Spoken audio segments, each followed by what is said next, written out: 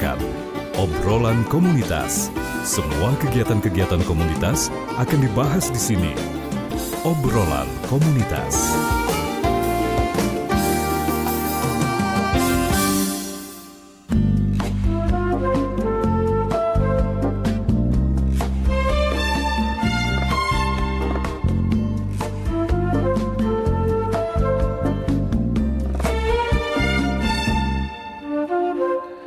Terima kasih pendengar, Anda masih bersama kami di Pro 1 RRI Palembang, kanal informasi dan inspirasi. Kita masuk di rangkaian Palembang malam ini. Setelah tadi ada rekan saya Vina dan Ega menemani Anda dalam Palembang sore ini. Di kesempatan Sabtu 10 Januari 2026 tentunya sudah kita buka perjumpaan kita dengan persembahan Sandiwara Radio dari RRI Purwokerto. Dan tentunya ada saya Abah Surya dan rekan yang bertugas malam ini ya, ada Abang Aziz yang menemani saya hingga jelang pukul 24 nantinya. Selanjutnya kita akan beralih di program berikutnya pendengar. Ada obrolan komunitas yang mana malam ini kita akan berbincang-bincang. Nih sudah hadir teman berbincang saya untuk malam ini. Kita sapa dulu. Selamat malam. Assalamualaikum. Waalaikumsalam. Iya, boleh agak dekat ke mic-nya. Iya. Ada Ibu apoteker ya, Bu? Iya. Oke. Ada Ibu Tri Gusti Lingling, apoteker, sarjana farmasi ya. Yang mana ini merupakan wakil PD apa PD? Pengurus daerah. Pengurus daerah. Oke. Nasyatul Aisyah dan pegiat BSA. Kemudian ada Bapak Andi Wijaya, SSI, MSI, Ketua Bank Sampah Amanah. Kemudian ada Ibu Dr. Maksud SKMMKes, Akademisi Poltekkes dan Pembina BSA. BSA ini Bank Sampah Amanah. Ya. Oke, baiklah. Nah, kita berbicara mengenai lepas dari ketergantungan TPA. Ini kita ngobrol bersama komunitas Bank Sampah Amanah Palembang.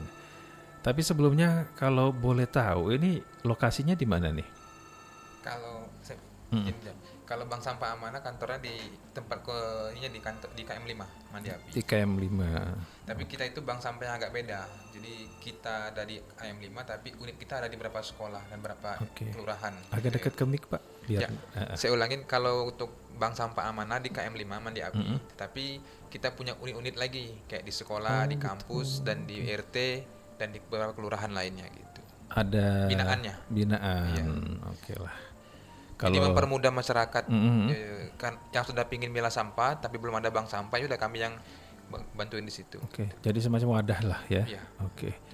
Dan ini sudah digerakkan dari sejak kapan? Kalau secara SK dari tahun 2024. 2024 berarti sudah lumayan lama ya, 2024. Secara SK, tapi kalau untuk sampah kami udah dari Covid 2021. Dulu namanya Sedekah Sampah Palembang. Iya. Oke. Masih non formal, belum ada SK dari Dinas LH. Jadi begitu sudah ada SK-nya, berubah menjadi bank sampah. Bank sampah. Biar lebih enak lagi untuk pergerakannya masuk ke semua lini. Oke. Kita kulik dulu, bank sampah ini sebenarnya apa sih, Pak? Ya, bank sampah dari kata bank dan sampah. Banknya pakai K. Kalau bank itu berarti kan tempat menabung, menyimpan dan sebagainya. Sampah ya sampah yang udah dipilah. Jadi sampah yang udah dipilah oleh masyarakat, baik individu, kelompok maupun perkumpulan lainnya yang udah dipilah, ditabung atau di-store ke bank sampah. Oleh bank sampah nanti ditimbang, dikilo dan dirupiahkan sesuai dengan harganya masing-masing. Kardus, botol plastik dan sebagainya. Ditabung gitu. Oke. Nanti ada buku tabungannya khusus buat nasabah yang nabung yang ikut di situ ya. Kalau pingin dicairkan juga bisa pada hari itu. Gitu. Tergantung kebutuhan. Jadi nabung sampahnya ada kategori-kategori akadnya. Nabung sampah buat bayar UKT, nabung sampah buat umroh misalnya. Gitu. Oh gitu. Bisa. Berarti sama kayak ini ya, kayak bank biasa gitu ya? Ya. Sistemnya sampah kita nabung sampah. Sistemnya sama ya, tapi yang jadi objeknya itu sampahnya tadi. Oke. Kalau kita berbicara sampah ini ada pembagiannya kan, ada sampah apa organik sama anorganik. Satu lagi residu. Residu. Oke. Kita mungkin bisa dijelaskan nih Pak Andi. Apa sih sebenarnya yang bisa membedakan antara organik, anorganik sama residu tadi? Sebenarnya kalau secara global itu kan 2 jenis tadi itu, organik, anorganik. Tapi kalau dibagi lagi banyak sebenarnya itu. Kalau organik itu ada lagi organik basah, organik kering gitu. Termasuk juga residu itu kan. Kalau untuk organik basah itu tadi kayak makanan yang tidak habis. Nah, organik kering itu yang kalau kita di dapur kayak kulit-kulit bawang, itu kan kering kan sebenarnya. Kulit telur ya. Itu kering kategorinya. Sebenarnya beda perlakuannya, tapi sama-sama organik itu sebenarnya. Terus kayak residu itu yang nggak bisa lagi dimanfaatkan. Seperti tisu, itu kan residu kategorinya, nggak bisa lagi kepakai gitu. Terus ada beberapa item seperti kalau kita ada kegiatan hajatan, sering ada gelas yang perpaduan antara kertas dengan plastik gitu, yang warna coklat. Itu kan dipakai kopi yang dibilang orang ramah lingkungan, yang sebenarnya itu nggak ramah. Karena nggak lagi kepake. Dibandingkan gelas seperti ini, saya lebih senang ini sama yang gelas putih yang ada motif merah-merah itu. Karena masih bernilai ekonomi. Itu kategori anorganik. Biasanya bisa dimanfaatkan. Itu yang anorganik. Terus juga kalau seperti tadi anorganik, yang organik yang kering kan, kita manfaatkan lagi dan sebagainya gitu. Sebenarnya masyarakat itu sudah paham antara organik anorganik. Cuman mungkin manajemen pengelolaannya mereka yang belum tahu atau sudah tahu tapi yang nggak mau tahu gitu. Yang penting kumpul, angkut, buang gitu kan. Oke. Jadi ini ada semacam edukasi sebenarnya ya untuk bank sampah sendiri ya. Nah, ini saya baru tahu loh sebenarnya ternyata untuk bank sampah sendiri lebih suka yang memang benar-benar pure plastik ya. Kayak ini kan, kemudian kalau untuk bicara ekonominya ya gitu. Iya, karena tapi pada hakikatnya bank sampah itu untuk edukasi gitu. Karena seperti yang Pak Andi bilang tadi, Mbak, justru yang dari kertas itu residu yang karena tidak bisa diolah. Tidak bisa diolah tadi. Saya kira itu justru bisa diolah ya kayak koran kan, kayak masih koran. Bisa kalau koran. Koran ya, bisa. Ya. Saya tuh nganggap itu ini kertas. Ternyata itu ada plastiknya di situ. Yang gelas tadi. Gelas itu. Karena ada lapisan di dalamnya itu. Oh iya. Seperti cup, saya nggak nyebutin produk ya, ada mie itu. Iya. Kan ada yang styrofoam, ada yang bentuk gitu, yang kertas. Nah itu kan itu yang bahaya. Yang kertasnya itu. Yang kertas dengan plastik campuran itu, karena nggak kepake lagi, harus dibuang ke TPA dan nggak boleh dibakar kan. Baru paham saya beneran. Karena selama ini saya pikir udah sama aja kan semua. Ya saya sebagai masyarakat awam lah ya, istilahnya menghadapi sampah ya udah sampah. Walaupun ini cuma membedakannya anorganik sama organik tadi kan. Sementara ternyata organik sendiri ada pilihan lain, kemudian anorganiknya juga ada pilihan lain seperti yang dijelaskan oleh Pak Andi tadi. Baik, nah untuk komunitas Bank Sampah Amanah Palembang ya, ini kan jadi semacam wadah untuk katakanlah masyarakat di sekitar ya, masyarakat di sekitar untuk menjadikan sampah itu menjadi sesuatu yang bisa dibilang bernilai. Tuh, pada saat pertama kali buka nih, kalau boleh tahu nih, itu kan 2020 ya? 2021. Tanggapan masyarakat sekitar gimana sih awalnya? Dulu itu kita kan sedekah sampah Palembang awalnya, bukan bank sampah. Oke.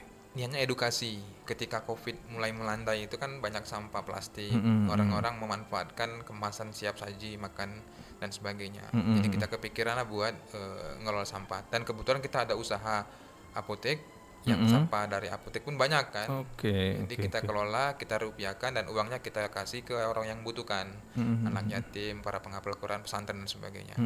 Lambat laun banyak orang tahu kan, karena menggunakan media sosial. Ya agak gimana gitu dengar kok sedekah sampah gitu kan, jadi penasaran. Kan selamanya sedekah dalam bentuk barang yang layak pakai, sedekah uang, tapi ini kok sedekah sampah. Tapi kami intinya sih mengedukasi. Di Palembang tuh sebenarnya masyarakat sudah paham pengelolaan sampah, cuma nggak tahu ketika mereka sudah ngelola sampah mau dikemanain sampah itu. Karena hari ini nggak ada jaminan sampah itu akan selamat. Pasti ujungnya dibuang ke TPA. Oke. Contoh kayak bekas kertas ini. Pertanyaannya, kalau ini dicampur dengan organik basah, kena kuah yang berlemak, dia hilang nilai ekonominya, nggak laku, orang nggak mau beli. Oh gitu. Nah itu yang jadi orang tuh sudah tahu, terus ketika ditaruh di depan rumah, diangkut oleh petugas, dicampur kembali dan masuk ke mobil, dibuang ke TPA. Nah itu waktu itu kita edukasi dan mereka ngerti, sedekah sampah jadi dapat 2 manfaat, lingkungan terbantu, mereka dapat pahala gitu, karena hasil dari sampah diberikan kepada yang membutuhkan.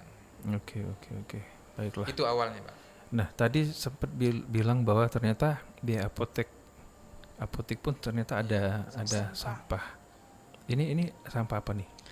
Kalau di apotek sendiri banyak sebenarnya, mulai dari obat-obatan itu, dari kardus pengantaran obat, terus duplek, jadi bungkus kotak obat itu kan bernilai ekonomis juga.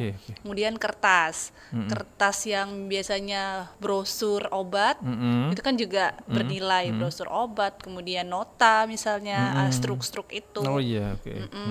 Kemudian ada lagi plastik kayak asoy bening, itu kan bernilai juga sebenarnya. Memang nggak seberapa, cuma itu bernilai. Ada ya, nilainya. Seperti itu. Berarti apotek pun salah satunya penyumbang sampah juga. Ya benar. Karena lumayan banyak kalau di apotek itu sampahnya. Setiap hari kita pasti keluarin gitu obat kotak itu banyak. Dan obat datang terus. Oke lah, baik. Ke Ibu Maksuk nih. Kalau Ibu sendiri ini sebagai pembina ya, yang akhirnya katakanlah ditunjuk.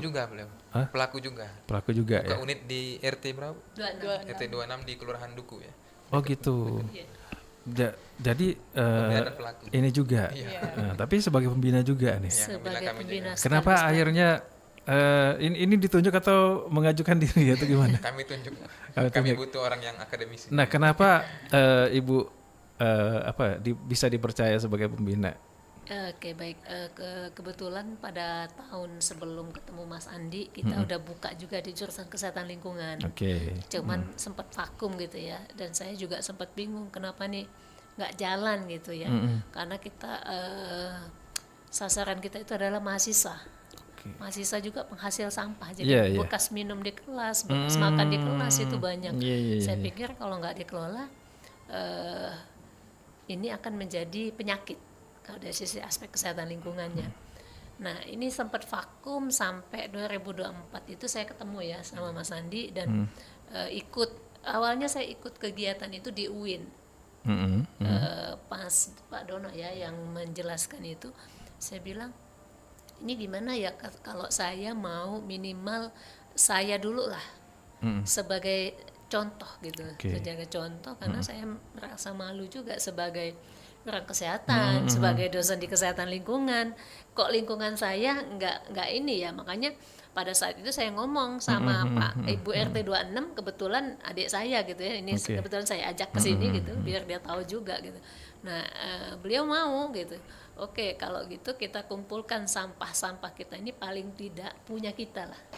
Karena memang tetangga kita yang minimal yang ada di dekat kita. Dan pada akhirnya memang tidak hanya di yang di tempat kita.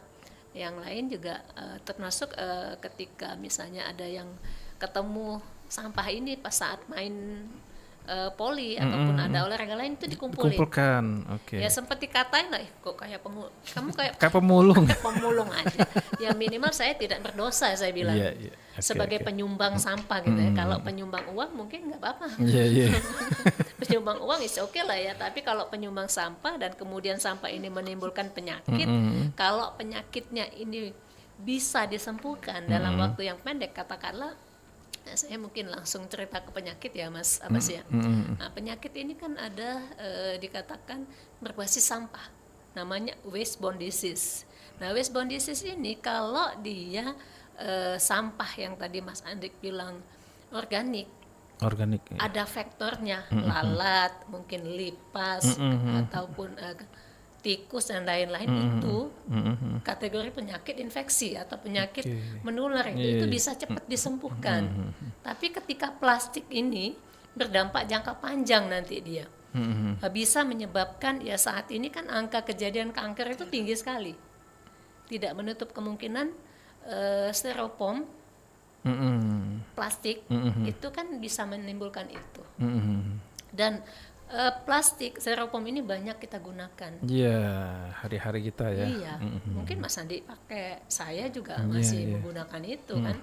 Nah ini yang menjadi mungkin kenapa kita tidak mulai untuk melakukan ini, untuk memilah dan memilih sampah itu di lingkungan kita sendiri gitu. Supaya apa? Supaya kita membantu juga. Tadi kan konsepnya bahwa mengurangi sampah yang ke TPA kita di Sukawainatan itu sudah over capacity. Iya. Oke. Jadi kami pernah meneliti bahwasannya di air sumur pada tahun 2018 ini berarti udah berapa tahun ya? 7 tahun. 7 tahun lebih ya. Udah masuk ke hampir 8 tahun. Iya. Itu kandungan PB salah satu logam yang cukup berbahaya bagi anak-anak, bagi ibu hamil, bagi lansia. Itu ada di dalam sumur di masyarakat Sukawainatan. Bayangkan 7 tahun ini mungkin lebih lagi kandungannya. Itu hanya untuk satu logam. Bagaimana karena dengan sampah residu sampah air lindi. Dia kan kayak gunung tuh. Iya. Sampah ada kayak gunung kan. Iya. Kalau hujan kayak gini, ini kan hujan kita kan cukup tinggi. Ngeresap, nanti dia ke bawah alirannya dan akan masuk ke dalam. Dan masyarakat di sana kan masih menggunakan air sumur gali, bukan PDAM gitu. Nah, ini yang mungkin konsep ini sangat baik sekali gitu ya, ketika kita mampu di level rumah tangga untuk mengurangi volume sampah yang akan diangkut ke TPA. Tadi. Dan apalagi Mas Andi bilang tadi sampah ini bisa menghasilkan cuan-cuan yang lumayan untuk tabungan kita juga udah banyak ya Mas Andi ya. Setahun lebih kami telah menjadi nasabah bank sampah. Itu udah lumayan tabungannya kalau saya lihat. Udah jutaan ya Bu. Iya udah jutaan. Karena ya banyak sampah yang sudah kita kumpulkan. Terutama yang plastik bekas, misalnya jajanan anak sekolah, kemudian makanan-makanan yang bekas bungkus mie dan lain-lain. Nah ini yang juga yang menjadi ini. Itu ya mungkin begitu Mas Abbas. Oke, berarti dalam artian Bu Maksuk sendiri berani untuk menjadi pembina dan juga pelaku ya tadi ya Pak Andi ya, karena ya itu tadi ya alasannya memang benar-benar ya sampah ini salah satu jadi masalah yang bisa dibilang cukup kompleks juga, bisa dibilang begitu. Nah kalau Pak Andi sendiri, Pak Andi, kenapa ini kita kan bilang ini lepas dari ketergantungan TPA seperti yang sudah dijelaskan oleh Bu Masuk tadi. Tapi sebenarnya ada apa sih dengan TPA kita? Ya, kan beberapa hari kebelakang ini sempat viral nih. Sampah numpuk di perkotaan Tangerang Selatan. Terus di Babelan Bekasi. Terus sekarang di Depok. Yang terbaru di Jogja, DIY. DIY ini provinsi yang unik. Satu provinsi cuma satu TPA gitu. Karena kalau bilang Palembang, ini enggak nih DIY provinsi. Ketika Sultan bilang tutup TPA, kurangi volume, Klaten, Magelang sekitar itu kelabakan. Mau kemana gitu kan? Iya. Dampaknya hari ini Jogja itu sudah nggak boleh lagi buang sampah ke TPA. Sampah organik tidak boleh lagi keluar dari rumah. Cukup selesai di rumah per Januari 2026 ini. Saya kemarin seminggu di Jogja lihat itu sudah agak ketat. Jadi TPA tetap ada, cuman volumenya dikurangi. Yang tadinya 2000 ton per hari, sekarang di angka 800 ton per hari. Berarti benar-benar ditekan gitu ya. Syarat tadi yang sampah-sampah organik harus selesai di rumah, nggak boleh lagi keluar dari rumah, di resto-resto dan sebagainya. Nah, kembali ke Palembang. Palembang ini masuk 5 kota besar TPA-nya penyumbang sampah nasional. Nomor 5-nya Palembang, Sukawainatan. Nah, kalau ini dibiarkan terus-menerus, ya mungkin yang viral di Depok, di Tangerang, di Bekasi itu akan viral juga di Palembang. Gitu. Karena kapasitas TPA kita sudah di luar ini kendali kita sudah itu. Karena memang kita masih menerapkan kumpul, angkut, buang. Belum ada pengelolaan dengan baik. Nah, memang kita nggak bisa tanpa TPA, tetap akan ada TPA. Cuman volume sampah yang dibuang ke TPA adalah sampah yang memang tidak bisa lagi dipakai atau daur ulang. Berarti apa ya? Kita tidak usah jauh-jauh lah ya keluar dari Palembang kan sebenarnya tanpa viral pun sebenarnya ada masalah juga kita. Tapi kalau kita berbicara masalah sampah, Nah tadi Pak Andi sendiri bilang di Jogja sendiri sudah ada larang membuang sampah organik gitu ya. Berarti masyarakat diedukasi lah katakanlah ya, diedukasi untuk memanfaatkan ya sampah organik tadi. Mungkin entah itu bekas dia apa segala macam dijadikan kompos tadi, benar. Dan kenapa itu belum ini ya? Belum terjadi di Palembang ya? Sebenarnya sudah, cuma memang baru sebagian kayak gitu. komunitas kecil ekoenzim, terus bank sampah juga sudah ada beberapa yang organik kayak gitu. Tapi memang Pertamina juga sudah mulai jalan. Tapi memang dari hal sampah ini harus dimulai dari keluarga memang. Jadi PR keluarga mulai dari sampah organik dan sampah anorganik itu harus selesai di rumah. Mungkin karena belum terlalu disosialisasikan. Ya, edukasinya belum terlalu marak. Oke. Karena ya saya pribadi pun ya buang sampah taruh di depan diangkut udah gitu aja kan. Diangkut sama tukang sampah. Iya, walaupun sebenarnya kalau kita perhatikan sebenarnya di Palembang ini kan sudah dari zaman kapan ya sudah ada pembagian kan pembagian 3 itu. Ada 3 itu kan tapi kan setelah itu jadi satu. Iya. Padahal di sepanjang Sudirman itu kan ada kan ada semua tapi ternyata tidak terlalu ini ya di kampus di sekolah itu ada semua. Iya benar-benar di sekolah dicampur. Tapi pada saat diangkut tetap dicampur menjadi satu. Itu yang jadi PR kita. Padahal memang rencananya itu kan dipilah kan, udah dibagi-bagi, tapi ujung-ujungnya masih dapat satu juga. Sudah masyarakat juga kayaknya belum terlalu ini ya,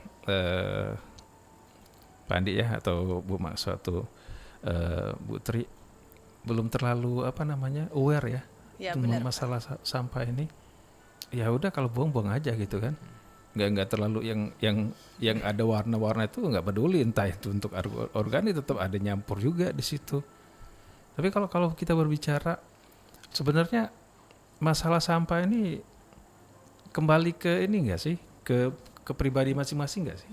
Sebetulnya perilaku ya. Kalau kita bilang perilaku itu nomor 1 kalau di kesehatan itu yang mempengaruhi status kesehatan itu yang pertama perilaku, yang kedua itu lingkungan, baru fasilitas kesehatan dan satu lagi adalah genetik itu ya nomor sekian lah ya.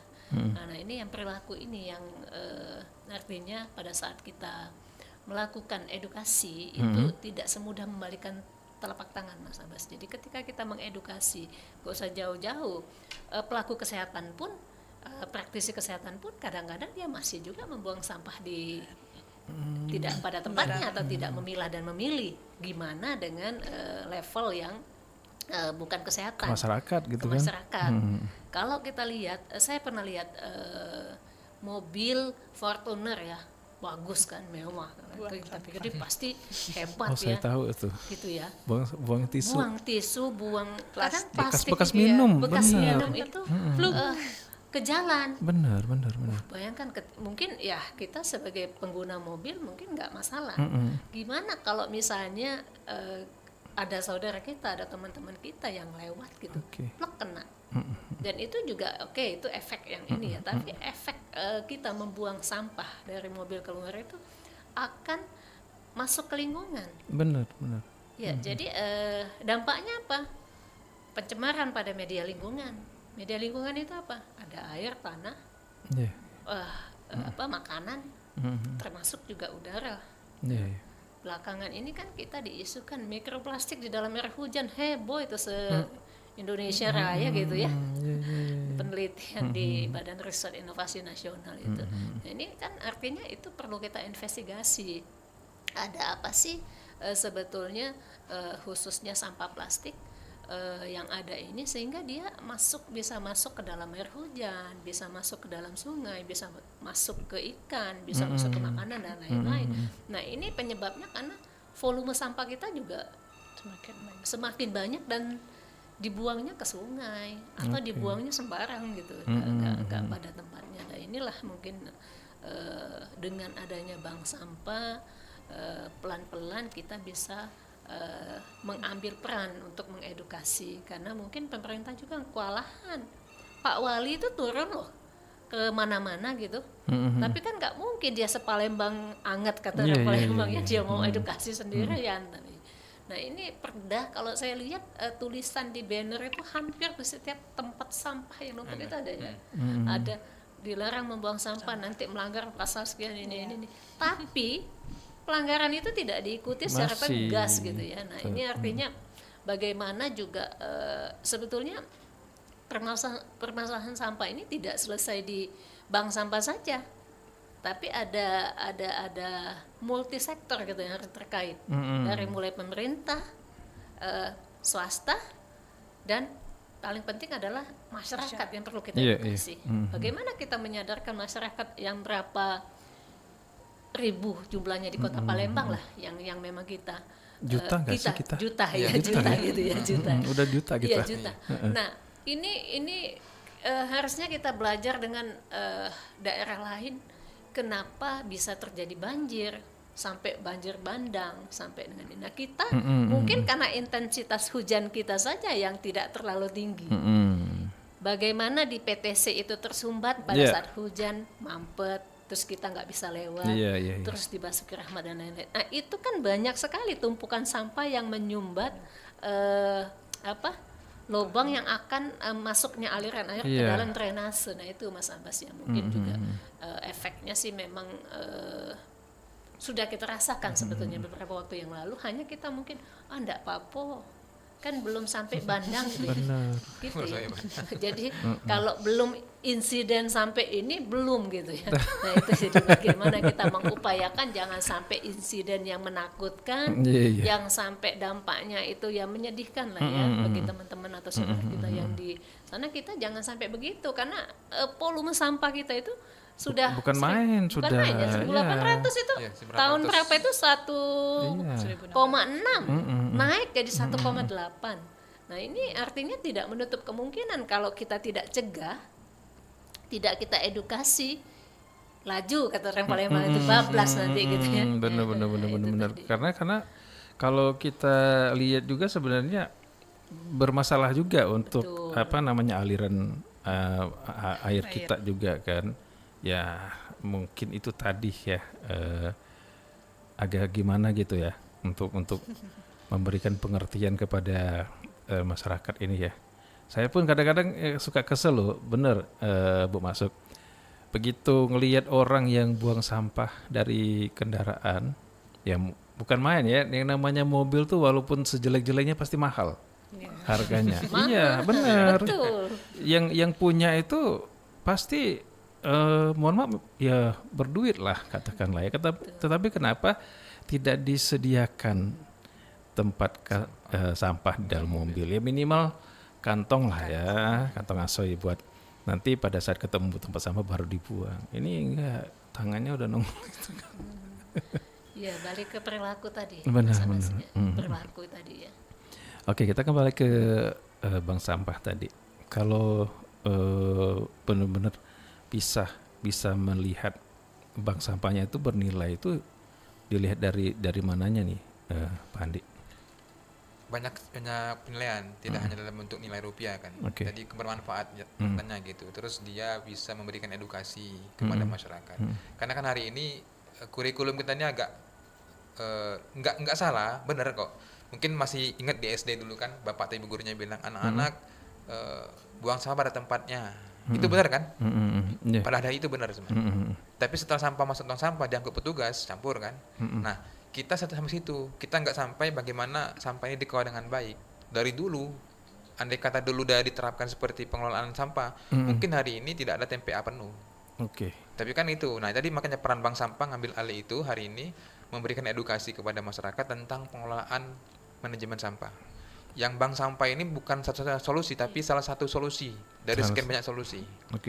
Jadi melalui bank sampah ini salah satu solusi untuk mengedukasi, manajemen sampah, berakhir di rumah cukup, selesai, kayak organik tadi kan. Nah sampah-sampah lain yang bernilai ekonomis dipilah. Nah, memilah itu butuh pengetahuan. Bank sampah hadir di situ memberikan edukasi ke masyarakat tentang pemilahan sampah, agar ketika sampah dipilah dengan baik, ya rupiahnya pun besar gitu. Dan warga yang memilah itu merasa, oh bagus berarti kami dihargain, lumayan nih duitnya segini misalnya gitu. Jadi penyemangat mereka untuk memilah sampah. Bukan pemulung, tapi ini lebih ke ini manfaatkan sampah itu kembali gitu. Iya, apalagi pemulung barangkali. Enggak sih? Ada nggak sih anggotanya pemulung atau kalau pemulung itu dia banyak langsung ke agennya jual. Ke agen ya. Tapi tetap kadang-kadang kalau ngobrol tuh kayak kami sering ngobrol ketemu kan, sampah apa yang dapat, gitu, kemana arahnya, kok harganya murah gitu. Kita arahin yang harganya yang bagus, gitu yang kan. sesuai gitu. Jangan sampai dia keliling jalan kaki tapi harganya nggak seberapa gitu kan, kasihan gitu. Karena kebanyakan kalau kita perhatikan juga pemulung kan dia sampahnya spesial ya. Karena dia ngambil plastik. Dia nggak sembarang ambil yang macam-macam, dia kebanyakan kayak plastik ini. Dia ambil nilai yang besar. Tapi sayangnya mungkin ya kita kan tidak tahu nih ya. Mungkin karena dia sudah langganan di tempat itu, akhirnya ya memang di situ dengan harga yang katakanlah tidak sesuai dengan usaha yang dia lakukan. Sementara bank sampah lebih menghargai mungkin. Oke. Begitu sudah sampai di bank sampah nih, ini kan sampahnya pasti dipilah-pilah kan. Oh ini nilainya sekian, ini nilainya sekian. Kemudian ini yang anorganik, yang jenis ini yang ini. Setelah sampai di bank sampah, ini bakal dikemanakan, Pak Andi? Kalau untuk botol plastik kita langsung ke ada semacam mungkin bukan pabrik ya, tapi dia lebih agen besar di Palembang ini. Di luar Palembang sebenarnya itu. Jadi di press dikirim untuk siap masuk pabrik gitu. Makanya di kami agak mahal harganya. Karena kami langsung ke agen besarnya. Nggak lewat lagi pengepul atau apa gitu kan. Jadi itu untuk yang botol plastik. Untuk yang kertas seperti kardus, duplek juga sama, kita ada relasi kita, mitra kita. Jadi di kayak kardus itu dibuat kotak persegi itu dipres lagi untuk masuk ke pabrik siap cetak, siap daur ulang gitu. Memang di Palembang ini belum ada pabrik daur ulangnya. Tapi ke depan ya kita berharap, kami mungkin lagi konsep juga ke depan, insyaallah kita bisa punya sendiri di Palembang. Mudah-mudahan ya. Iya. Karena manfaatnya besar itu nanti untuk daur ulang itu. Iya.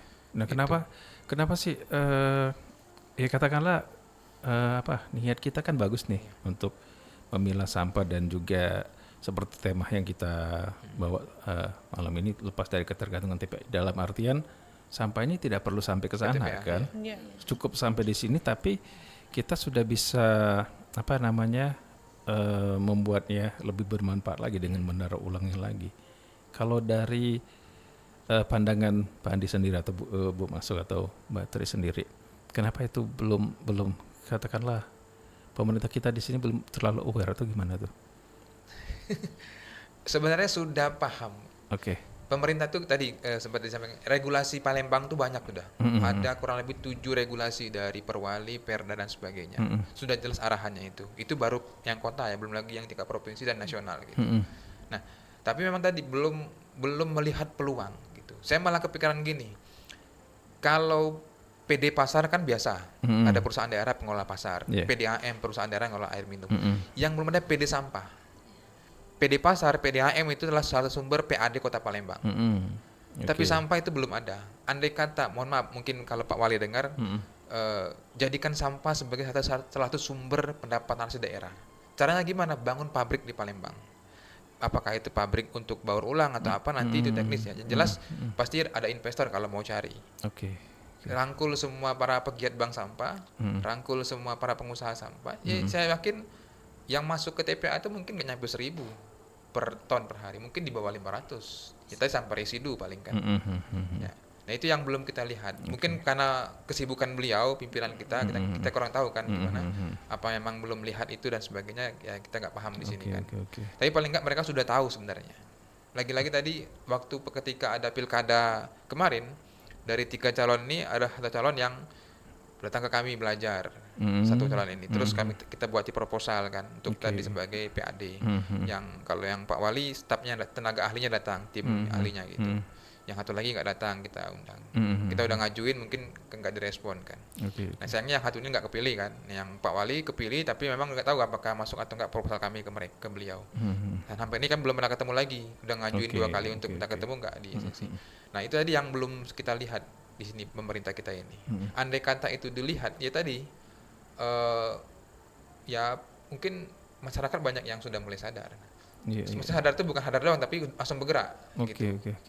Contoh mohon maaf, kayak di 1 ulu dan 7 ulu dan 3-4 ulu, mereka tahu kalau sampah itu beresiko tadi ke selokan dan sebagainya.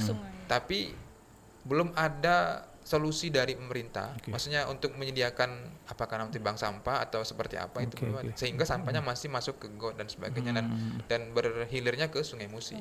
Gitu. Yang kalau kita lihat kan 1.800 sampah Palembang tuh 1.500-nya masuk ke TPA, yang 300-nya nggak masuk ke TPA. Itu di mana? Di pinggiran Sungai Musi itu.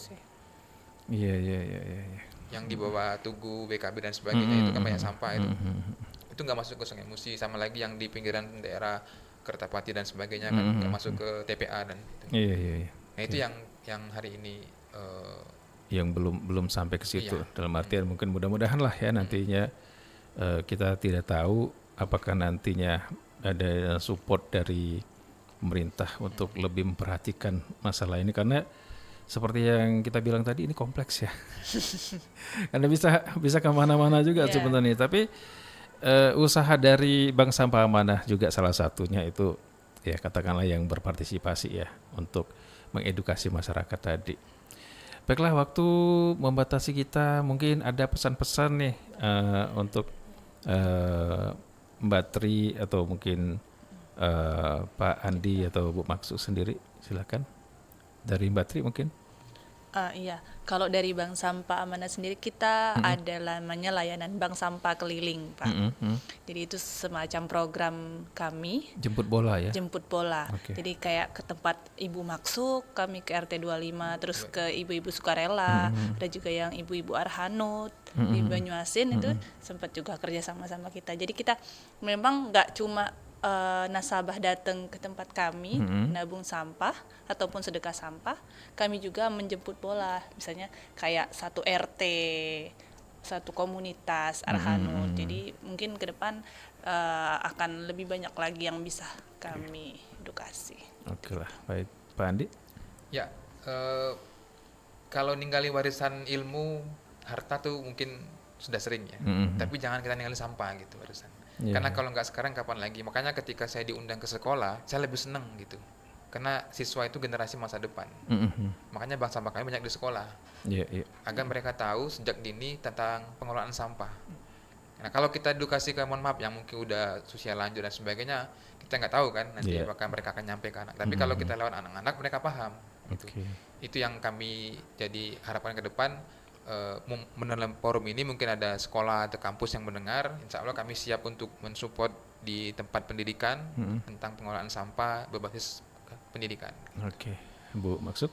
Ya baik, terkait dengan permasalahan sampah, saya juga mengajak kepada semua masyarakat khususnya untuk di lingkungan kami dan teman-teman yang di luar lingkungan kami untuk memilah dan memilih sampah itu dimulai dari kita. Karena sesuai dengan motonya Kementerian Kesehatan itu bahwa sehat itu dimulai dari saya. Kalau nggak dari kita, gimana kita mau sehat gitu ya. Jadi nggak usah malu gitu.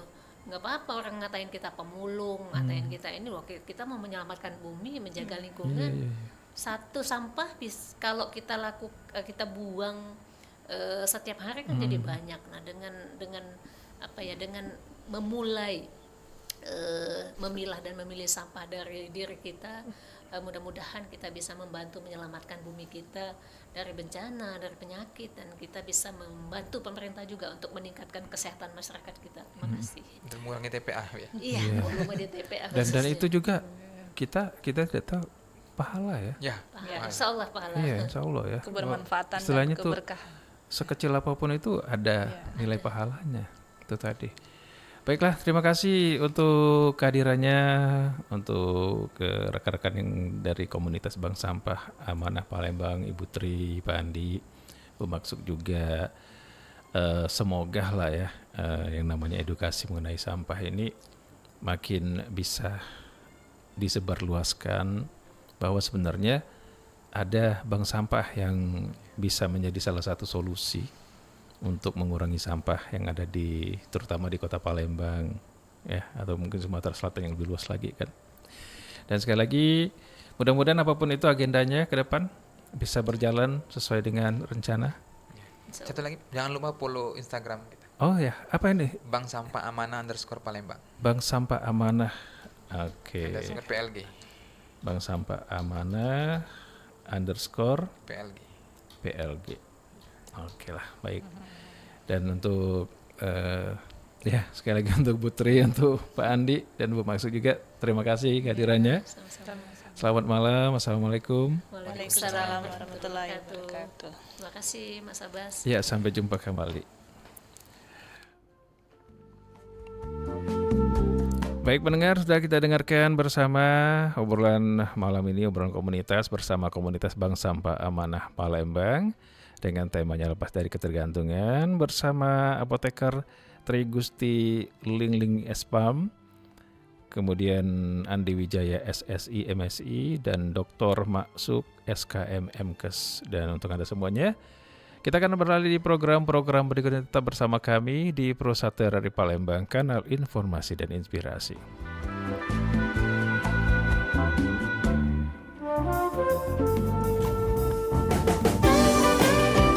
Baru saja Anda ikuti dan dengarkan obrolan komunitas.